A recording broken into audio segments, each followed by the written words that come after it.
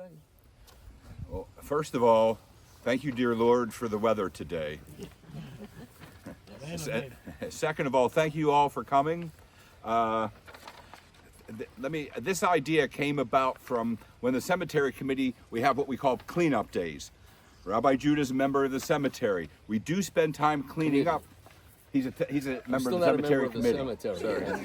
He's a member of the cemetery committee. Right, my bad.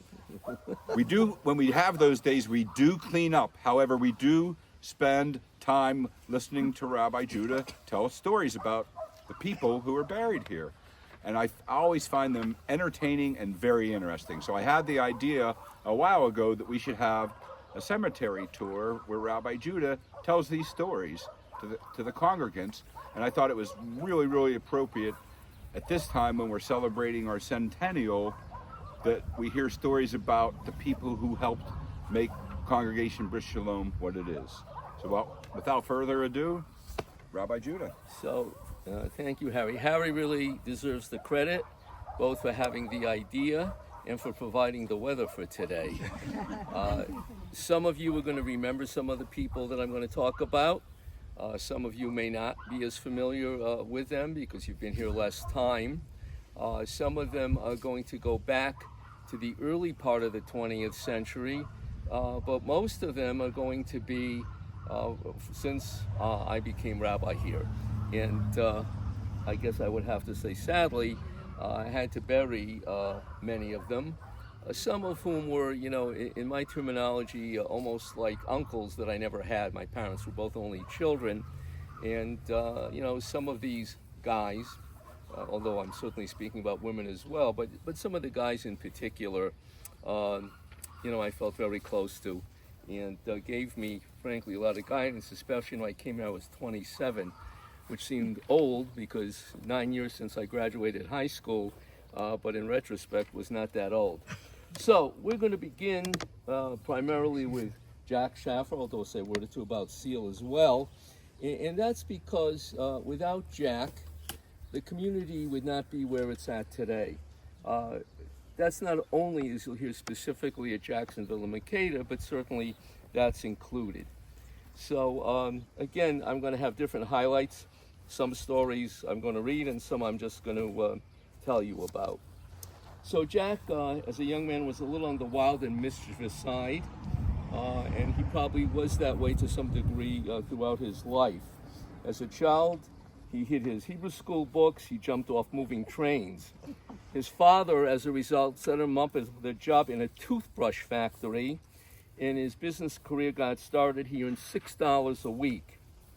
Jack was the one, as we were in the process of moving and fundraising, he really made the phrase, the corner of Jacksonville and Makeda, into a mantra.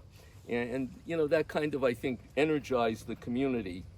And soon after we came to the corner, after a successful fundraising and building adventure, which I'll talk about with different people, I realized, so that was 1986. The building was primarily built in 1985. We sold it in December of 83, and it took a year to get organized and so forth. I realized it was time to computerize the office. Of course, the board of that time couldn't understand what would a synagogue need a computer for. So I went to Jack and I asked him, and without hesitation he said, "Go ahead, buy what you need and send me the bill." So that was probably still in 1986. And then a couple of years later, it was time to upgrade. The board was still struggling to understand why anyone probably needed a computer. So even the second iteration of computer and printer and so forth, Jack paid for. Probably less well known, when Jack was a young man, he was the MC at live shows at Lake Huntington. So that's like, the Catskill area. And he was, he did comedy and stuff in front of crowds, which if you knew Jack is not maybe so surprising. Maybe a little more surprising is that Cecile Schaffer, she did acrobatic and ballet tap dancing as part of his act. And that's kind of where they met and got together and eventually married. There was really nothing ever simple about Jack or my dealings with him. but instead of like many people will say, something like this to fill a gap, Jack had a whole phrase. Now, David, his son, and I have debated exactly what it was. I always thought it was A-wanna-wee, and David said it was D-wanna-wee. And one of the things, and Jack would never, I asked Jack, what are you saying? Wouldn't tell me. And I somewhat concluded that maybe he was deliberately saying slightly different things, both to me and to David. But, we'll never know. That was just something that kind of slipped by. But if you spoke to him any length of time, whatever the expression was, it was likely to pop up. So one of the things that I think about Jack, and David thinks it's not true, but that was always my feeling. In the very first years I was here, there was a restaurant called the Maples on Broad Street. It's where maybe in our lifetime the food co-op is going to open, and maybe it won't be our lifetime. But the point is, it was, in my mind, a very dark restaurant, poor lighting. And I always thought Jack liked to take me there. We would sit in the back, because I was wearing a yarmulke, and when I first came I had a beard. It was a morning beard. I always felt he was more comfortable not having everybody know that he was out with a guy with a yarmulke. But I can't be sure of that. Anyway, without Jack's support, frankly, financial support and encouragement, of the community, I don't believe we would have ever left the South Side. And in my own opinion, I don't think I would have pushed as hard if I didn't have Jack supporting it. Because really, from the time I came till the time he died, I would say any fundraiser we had, it was kind of known that Jack was expected to give whatever the largest amount was. And kind of I gave what would then become the lowest amount that people would say be embarrassed to give less than the rabbi. And quite seriously, when we did the main fundraising in the 1980s for Jacksonville and Mankato, that's how the professional fundraisers set it up. So I'm quite sure without Jack, and there were many other things along the way. But we're going to move on, and not too far, because we're standing right here, to Milton M. Goldfeder. Now, when I came, 1975, 27 years old, executive board of the community center, it was Brith Sholom Community Center then, was the officers, president, a couple of vice presidents, secretary and treasurer, actually held monthly meetings in homes, in their homes, usually like a week before the board meeting, look at the agenda and so forth. Mickey, as he was known, Milton, was a CPA, and he was the treasurer, which you would say, well, that's a really good thing. That makes a lot of sense, and of course it did. Well, all I can tell you is there were yelling, screaming matches almost monthly between Mickey, the CPA, and the late, although not buried here, Bruce Smackey, over whether the budget should be reported in a cash or accrual system. Now, I didn't think there was any other board member who knew or cared. I doubt that any congregant cared, as long as it was consistent. I mean, you couldn't, kind of flip back and forth. But I'm telling you, Bruce was a professor of business, so he had, I don't remember who had which, he had one perspective, and Mickey had the opposite. And I'm telling you, they yelled at each other monthly. So what did that culminate in? My first year here, and I will mention him a little bit later, Marty Sonnenfeld, who grew up here and was a public school teacher here, he was the president. And it was actually his second time as president of Brith Sholom. But he said he was only taking it for 1 year, that transition year between my predecessor and me. So now comes the election in the spring of 1976, probably June, July at the latest. Well, generally speaking, there's not a controversy when it comes to the election process, because people have been asked in advance In those days, it was very common to have a first and second vice president.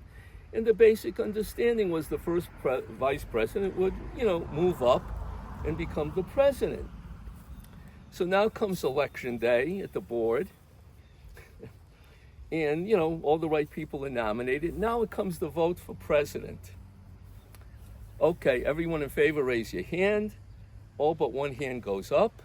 Anyone against? No one against. Abstentions. Mickey Goldfeder raises his hand.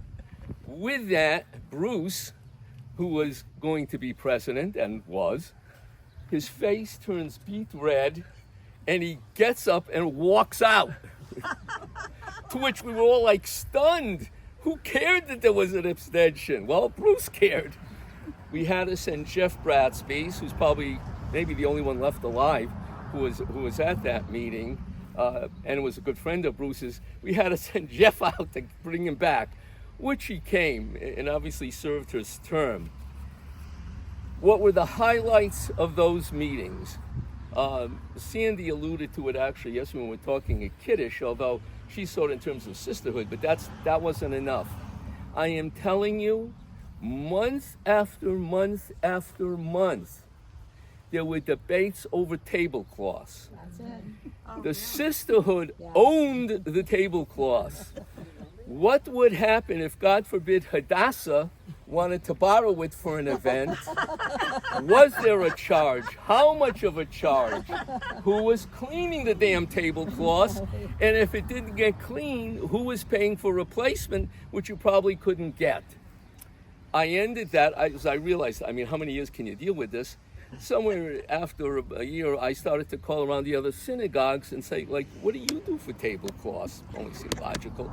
Well, it turned out there was a Jewish guy, Max Stetner, long since died, in Allentown, and he had a laundry, and you could rent tablecloths at a very modest fee, all sorts of colors.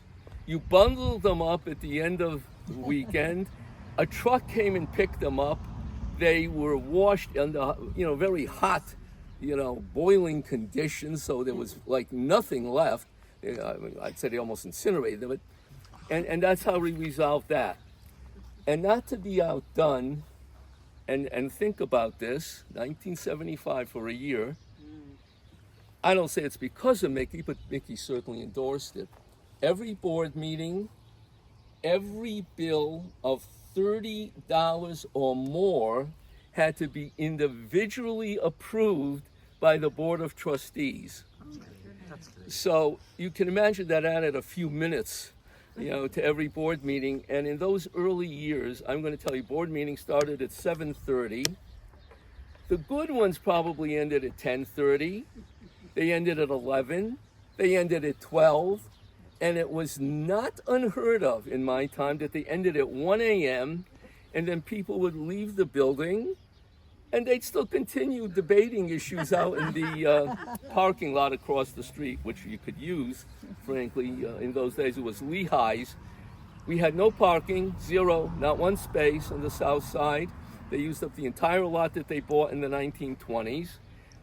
But Lehigh graciously, during the day, gave 2 spots, one for me and the office person. And that was it. Once students left for the day, you could find even on the street. Let me say a word about Bill first. I knew it was scandal. Bill Weiss was a Holocaust survivor. Bill and someone else were not stopping. Joe Spitz, were both from Hungary.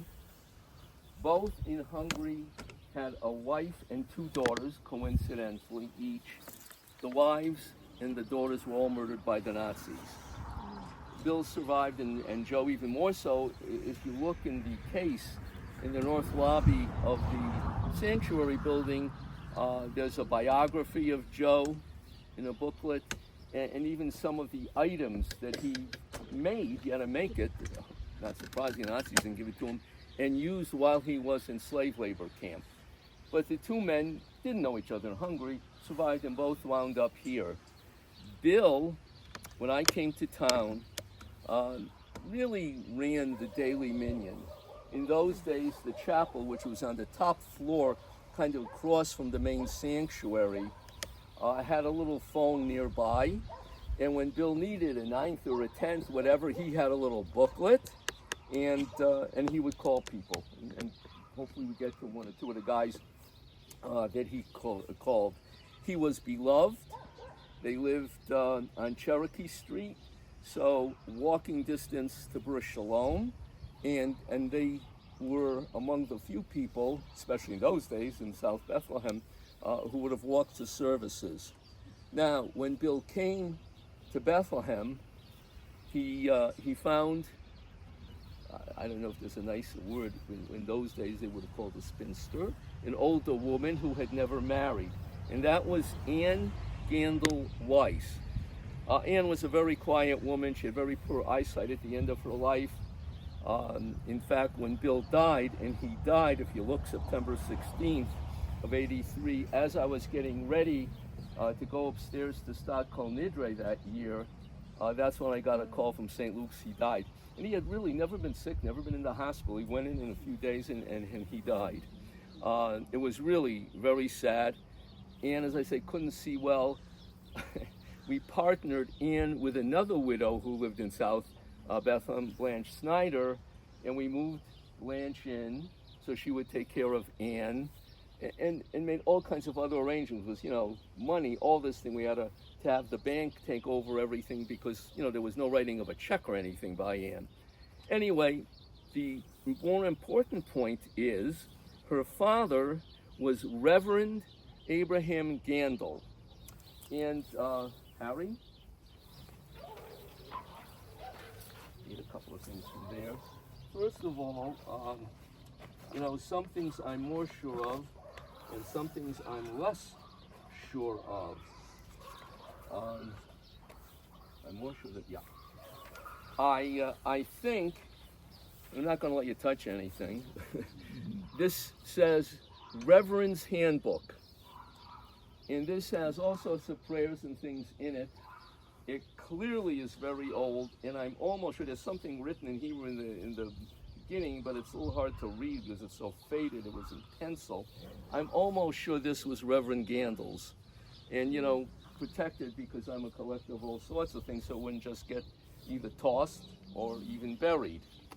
Now, in some of the old yearbooks, and this was appropriately from the Jubilee, the 50th anniversary, 1926 to 1976. The old Brith Sholom was dedicated in December of 1926. Harold Glazier, who was a dentist and a Kohen, and a hell of a nice guy, and one could tell nice stories about him, but I can't do, right? Everybody here you wouldn't be back even by next year, for an event. He wrote up a section about Reverend Gandel, and there's actually a very small picture of him here. I suspect that's the only extant pictures in this book of Reverend Gandel, because Ann and Bill were way too old to have any family. And this is what Harold wrote.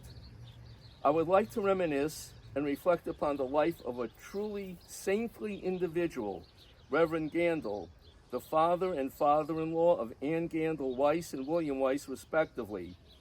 Reverend Gandel's life in our community is clearly tied to my early life in Bethlehem. Thus, it is with great nostalgia to remember this fine person. The Gandel family arrived in Bethlehem in the years prior to World War I, as was the case in small communities during this period of American Jewish life. Reverend Gandel had to be jack of all trades. He was our moil, shochet, our Torah reader, did his share of the Shacharis davening, read from the Megillah on Purim, and shared the chanting on Rosh Hashanah and Yom Kippur. He performed many more mitzvahs, which I'm sure could be added to the list. Humble person, and was obviously beloved in the community. He died. I'll show you his, hopefully we'll have time to get that far, is more towards the main road to the cemetery, but he's buried here. And again, Anne was his daughter. Thank you, Harry. Okay, moving along.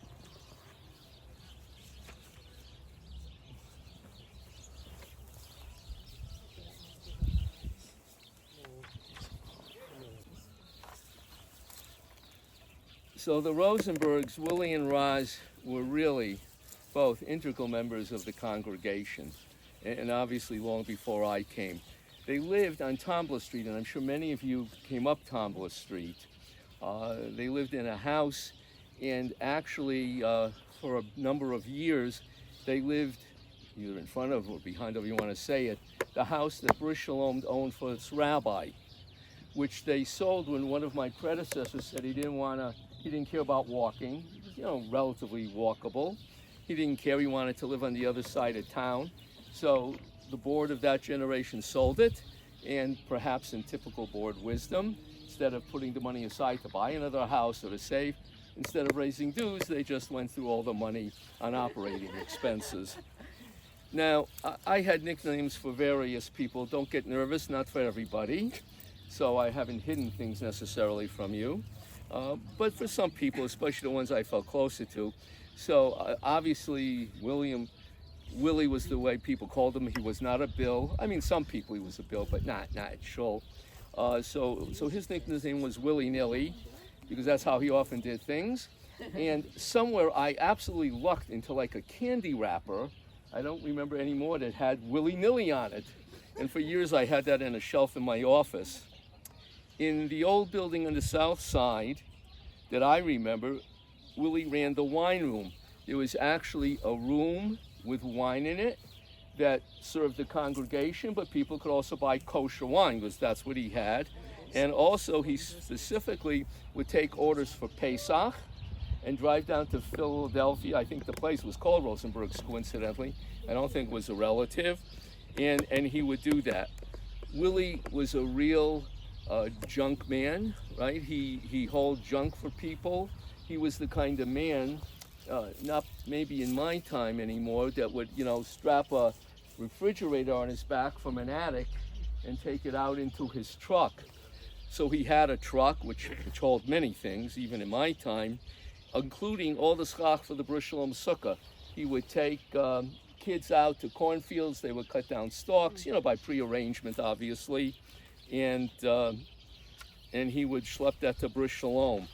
By the way, parenthetically, we were very lucky in my time that the then chaplain at Lehigh lived next door to the old building, because several times some helpers in the neighborhood lit the schach on fire, and the chaplain was the one that would call the fire. He kept an eye out. He would know when Sukkot is, so that he could have it brought out. Willie attended Shabbos services for a very long time, and eventually he was the steady gabbai. In both roles, and I can picture it, if the old building had a main level and then two side balconies. So at the end of a row, there was like a little wall that, started the balcony. Willie would gently lean against that wall and fall asleep. And he had no problem, so that was, his back was to most people. When he became gabbai, he would sit, as you face it, to the right of the ark, and so he would gently slide against the ark when he wasn't gabbaing and fall asleep. Never had any problem doing that. He also, however, found different ways to help the congregation. I would say then even more than now, we had some people that were very big Slivovitz drinkers. And Willie was the kind of guy that wouldn't hesitate to tell some of the regulars, hey, listen, the bottle's getting near the end. How about if you buy another one? I don't know if people are as comfortable doing that kind of thing today. They were also instrumental. There were a number of years when other boards thought that we would be set financially if we only ran bingo. Oh. Well, I hear some of you were there. A huge enterprise. We made them set in the old big social hall we had. We made them set up the tables, take down the tables, run the bingo and everything else involved with it. And Roz, and of course, Roz and Willie were right in there. I mean, they weren't so young, but they loved it, selling stuff, right? You could sell snacks and whatever else. Now, Roz coddled Willie and waited on him hand and foot, but they really were a devoted couple to each other. never fought, in part because Willie never denied Roz anything. He told her to put everything on the list, and she would get it when it reached the top. Of course, Willie controlled the movement of the list. She also, Roz that is, taught me an important Yiddish word. I'm not even sure that it is a Yiddish word. I don't know, Toby, is it? Korschniering. Any of you ever heard of that? No, I think that's Korschniering. Could be made up. When I would call the house looking for Willie, Roz often told him he was out korschniering around. Generally, I had the sense it meant that Roz had sent Willie on a 5-minute errand about 3 hours ago. So, you know, Willie had, I mean, having grown up here, he had... Like spaziering, but that's a walk. Yeah. Similar. Yeah. It was like, you know, I would kind of think goofing around. Anyway, they were really a wonderful couple and did a great deal for the community. I mean, Roz, you know, was a cook. She ran the gift shop. I mean, all these people did more than I can tell you, because we'd never get anywhere.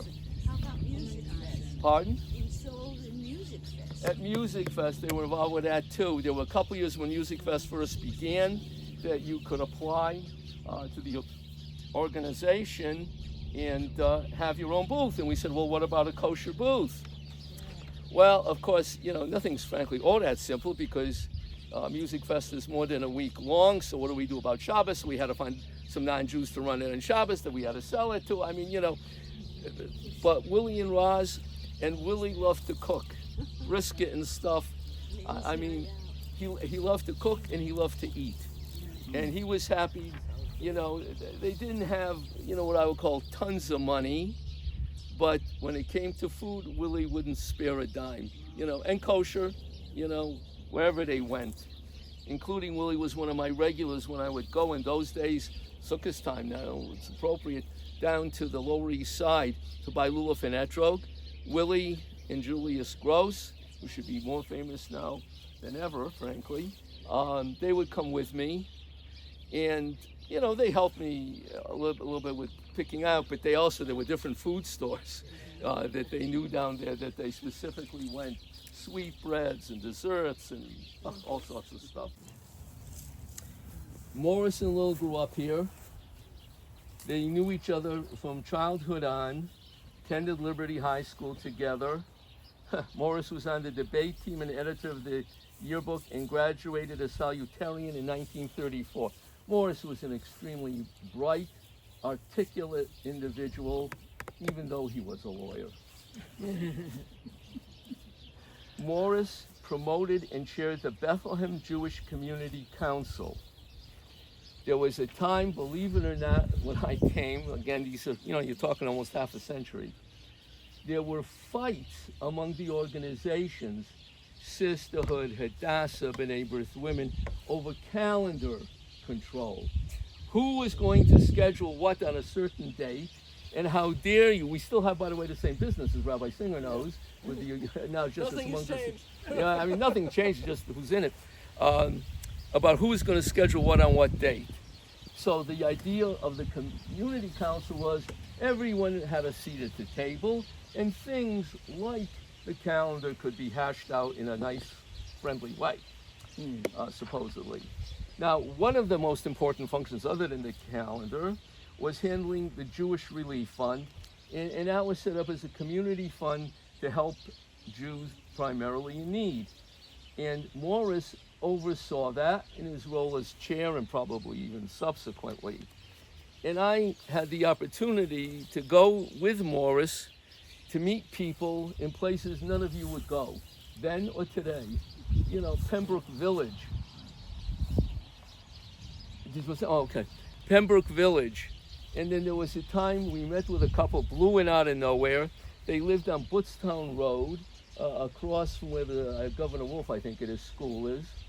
You know, when we were helping things, so it was medication.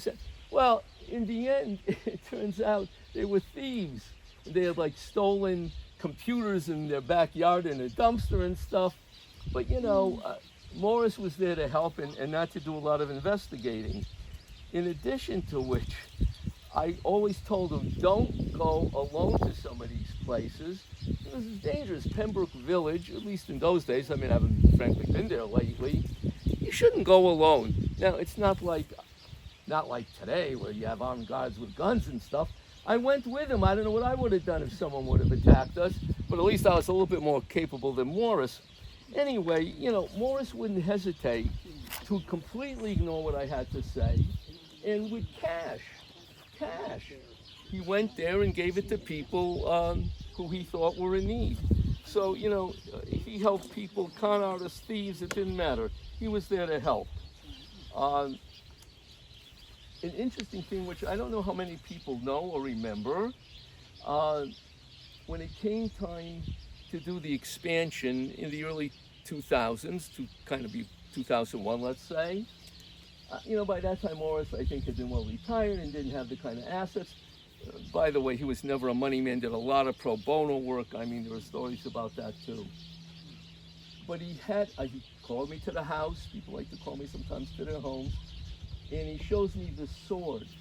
Now, he was in the military occupation force at the end of World War II. He was in the army. And somehow he had gotten into his possession a sword that belonged to a Nazi, you know, and it was fancy and engraved. And he said, Rabbi, what do you think? You know, I don't know what to do with this anyway. You know, can you use it? Well, we did. We took it. I don't remember anymore what kind of antique dealer we dealt with. But I think it netted like $15,000, which even in the early 2000s, right, was a significant amount of money. And amusingly, Lil was really a straight kind of lady. You could almost think of her as an assistant to Morris in terms of typing and stuff. You know, and that she wasn't the only wife like that. But one of the things I remember, and again, you have to think, it's almost half a century, she was never too happy with little children at services. Because, you know, eventually, and that included mine, you know, they would make some noise. And she wanted, you know, decorum. And I kept kind of trying to sell her and everyone else, maybe if we let them come when they're little, they'll continue to come when they're older, as opposed to keeping them out. So, you know, it's not that we necessarily followed her opinion, but she felt pretty strongly about that. But she was really a big aid to Morris and really supported him in everything he did.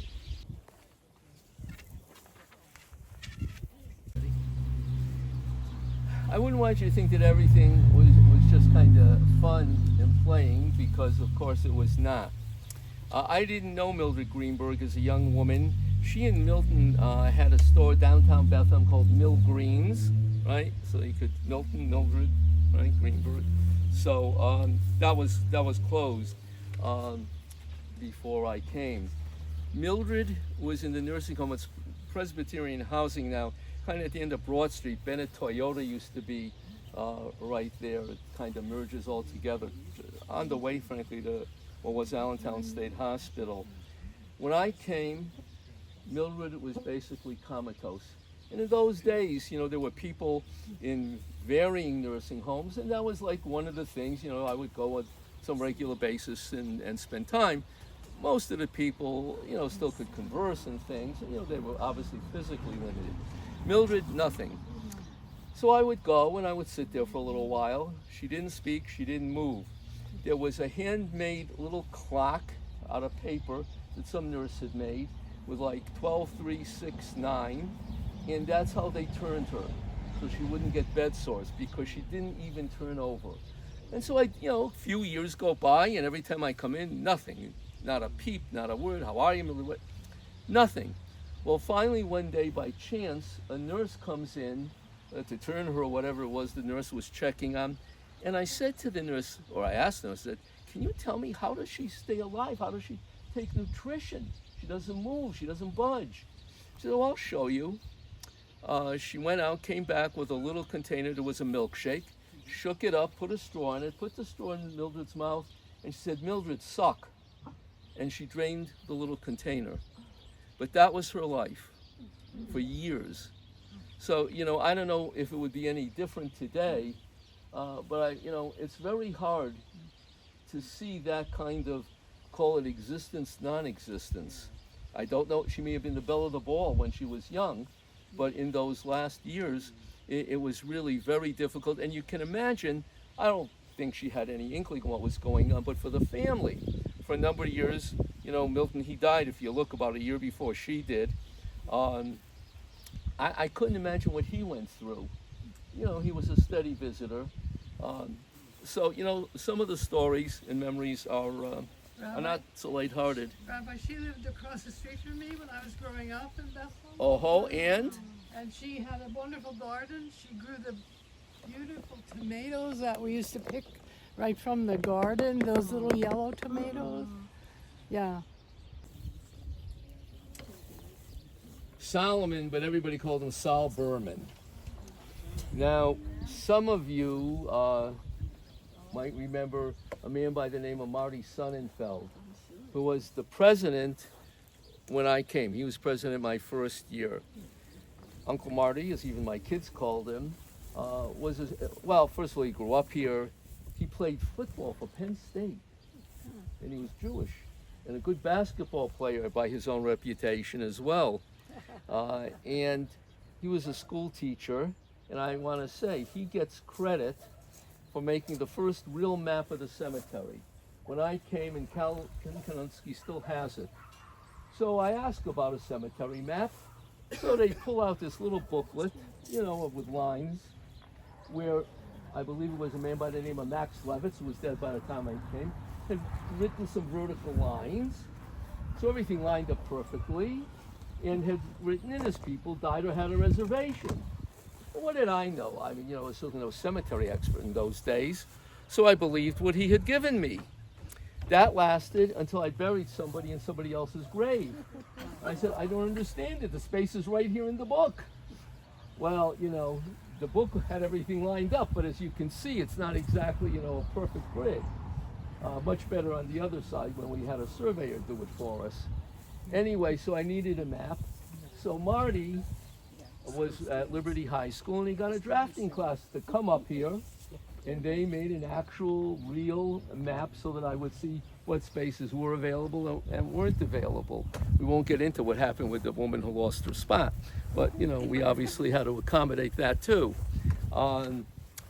So Sol Berman was a relative.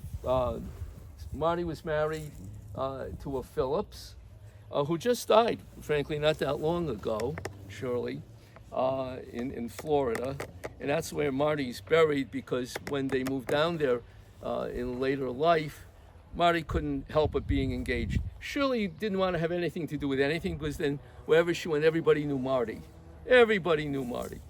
So he got involved with a cemetery down there, getting it organized. So then he decided to be buried there. In any event, Marty used to call Sol Berman, his relative, through the Phillips, a saint. Now, why did he call Sol a saint? He lived on Kemmerer Street, which is not too far where the Aronsons lived, frankly, with his wife, Frances, and her two sisters, Rose and Helen. So he lived with 3 women, 3 sisters. All you guys want to think about how eager you would be to do that. Sol was a cigar smoker, and I can picture him. Morris Millen was too, and in the old building, they would sit at the end of the tables in a social hall when we had breakfast after morning minions smoking their cigars. So that was okay. But at home, 3 women, no smoking indoors. So the house was connected to the garage. There was like a little roof between them, and that's where Sol had to go smoke. Outside, summer, winter, rain, snow, cold, hot, he was outside smoking. You know, and believe me, I'm sure living with 3 women, it's a little hard to imagine. So that's why, and by the way, the Phillips family was a prominent family. You know, one could do a lot with them. But that's why Marty always thought of Sol as, you know, being a saint. And maybe he was. Go for it. You know, I don't decide what goes on stones. Obviously, the family does. In a way, Sadie's is, I will call, inadequate, because it doesn't let you realize that she lived to be over 100 years old. So she was really, you know, in every sense, a remarkable woman. Shrewd, capable, competent businesswoman. She had a business downtown, Fairmount Apparel. Again, it may have been open when I came, I don't remember. She threw her own party for her 100th birthday and insisted that everyone stay and dance as long as the band was playing. She played bridge. I guess I don't know enough about bridge. First a kind of social bridge and then moved on to duplicate bridge, if that makes sense. She was sharp and she really enjoyed the challenge. And she played up until the last couple of years, so over the age of 100. At that point, she was living at Kirkland Village. So one day, I'm visiting Kirkland Village, number of people, and was looking for her. And she's at the end of a hallway. It was like a little open area, and there's a card table set up, and she's playing bridge with, I think, 3 other women. And I walk up and smile at her, and she says hello, and then with the other woman watching, she gives me a wink, like I'm one of her boyfriends. It was, I'll tell you, she was just so sharp, and obviously had a sense of humor too. And Rabbi? yeah, I had heard that she started playing bridge in her 90s. well, I don't know if it could be. And that she was really devastating at duplicate. Okay, there you go. You hear it, and I'm not surprised she was devastating. A very strong supporter of Israel and of Jewish life in the Valley.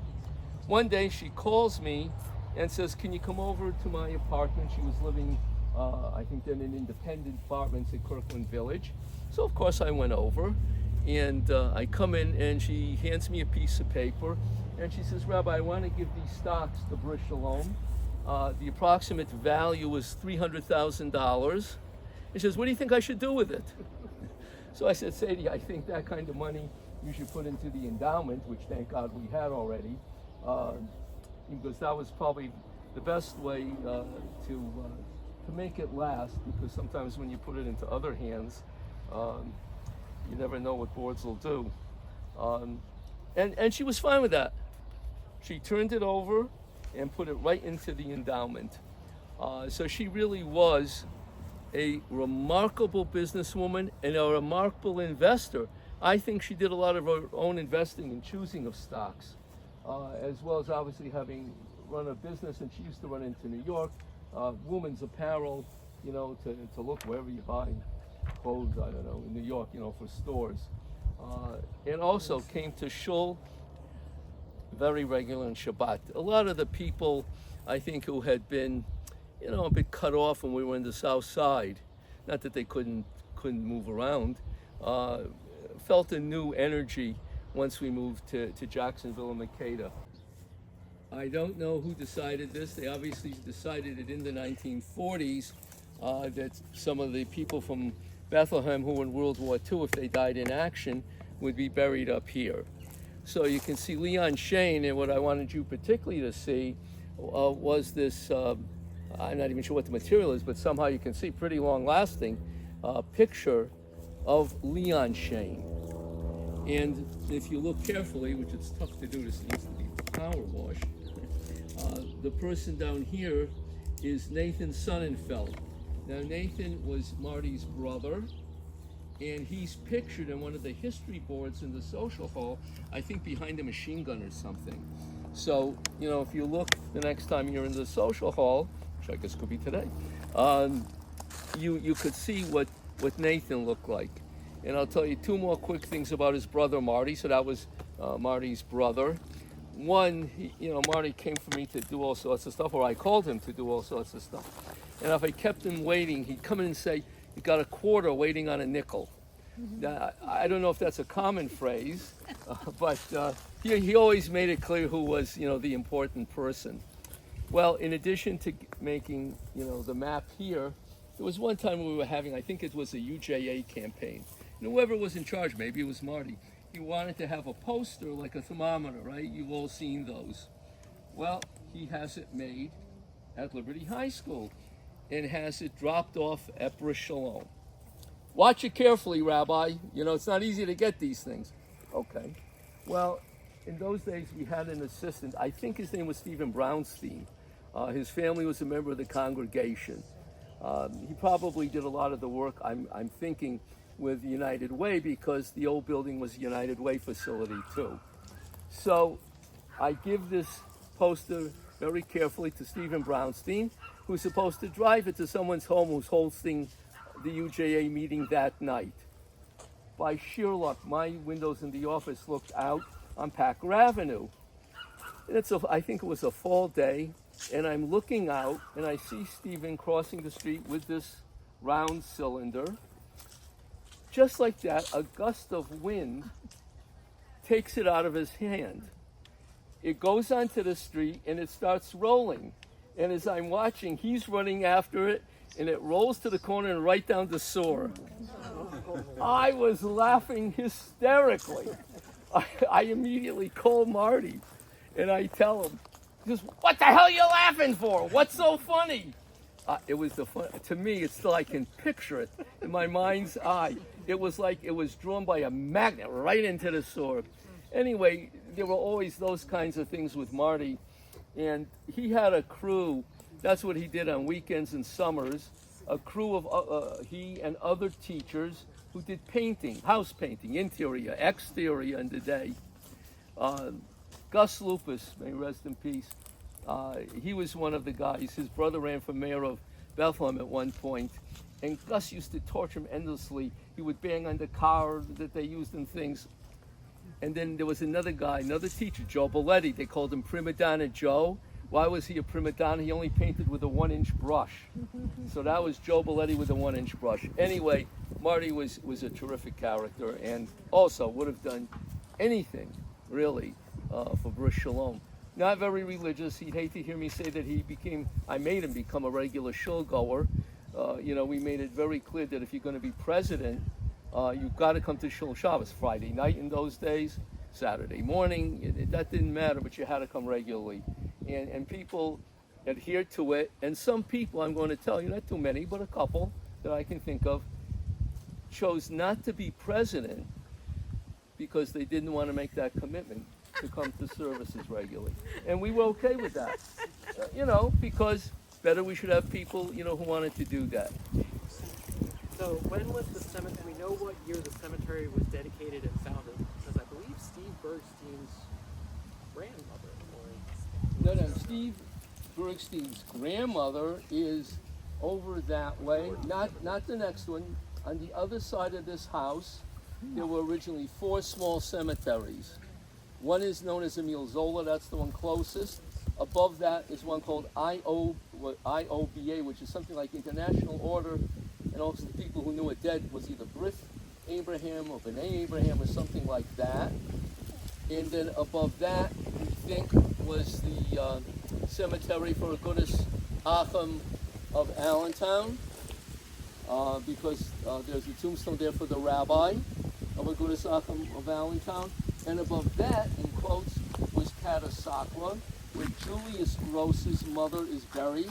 And that's how I got hornswoggled into that project. And when I first came, everything was overgrown, the fences with honeysuckle and stuff.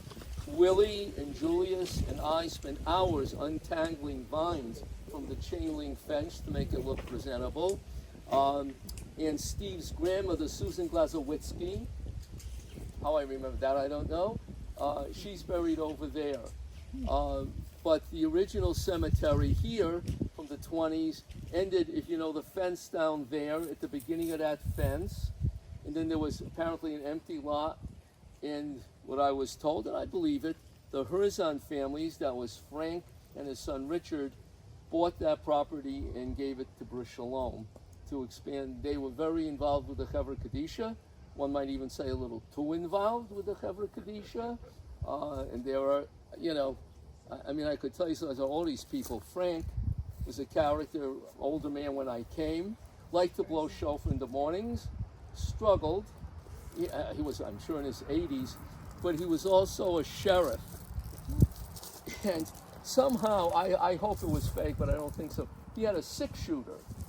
And when we had cemeteries, and we had funerals in those early years, Frank was always there. He was like the head of the Chevra Kadisha. And we would drive from Longs to the south side and drive past Brith Sholom and stop. and and Frank would get out and hold up the traffic with his, his sheriff's badge and the gun. All right. Sounds like a character. Yeah, So yeah, why would, We have the deed to the cemetery. yeah. I think we have all that. Yeah, I think. We're coming also a special thank you to Dr. Andrew Pesco, videoing. So we're going to have this. So there were people who wanted to come who just couldn't come. They'll be able to view it, and we have it for future reference. And a big, big thank you I'm going to in Rabbi cloud. Juda. Oh, let me read one more thing because One more thing. the Finks. I had to do some real research to get this. I had to find their daughter, and she had to find cousins. She didn't remember the Finks. They had a feed supply store. Sam and Ann. Sam and Ann, and they're on the way down. And the slogan for the store was, "For fine feed and fertilizer, phone Finks first." And I always loved that slogan. I can't believe I didn't have it somewhere. But I traced Debbie Fink to Florida